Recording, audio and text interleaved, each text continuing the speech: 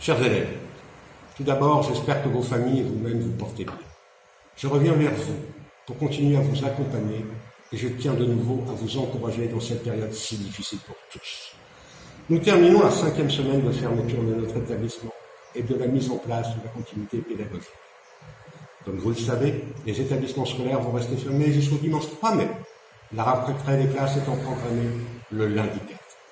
Ce calendrier sera possible en fonction de l'évolution de la situation sanitaire et des décisions des autorités.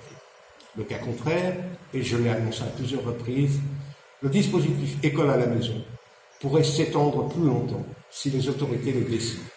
Je vous tiendrai informé. La mise en place de la continuité pédagogique est efficace et je remercie de nouveau toutes les équipes. Je tiens également à vous féliciter pour votre formidable engagement et remercier vos parents qui, je le sais, vous accompagnent et vous soutiennent au quotidien. Je remercie également les parents délégués pour leur implication.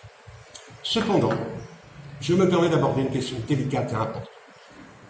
Nous constatons que les réunions Zoom ont un gros taux d'absentéisme et cela est inquiétant pour la note d'assiduité. Comme vous le savez, le ministre de l'Éducation nationale a annoncé que les examens, le DNB et le baccalauréat se passeront en contrôle continu. Beaucoup d'élèves ont vite fait de faire leurs calculs, mais n'ont pas pris soin d'écouter les discours dans son entièreté.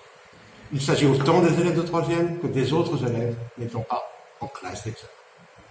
Pourtant, dans son discours, le ministre a annoncé l'assiduité pendant la période de l'école à la maison est un élément important qui sera porté à la connaissance des jurys qui délibéreront et attribueront les diplômes pour nos 3e.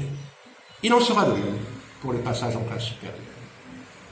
Je vous rappelle donc que si la situation de classe virtuelle persiste, cette note, donnée par chaque enseignant dans sa matière, sera la seule évaluation prise en compte. L'année scolaire n'est donc pas terminée, loin de là.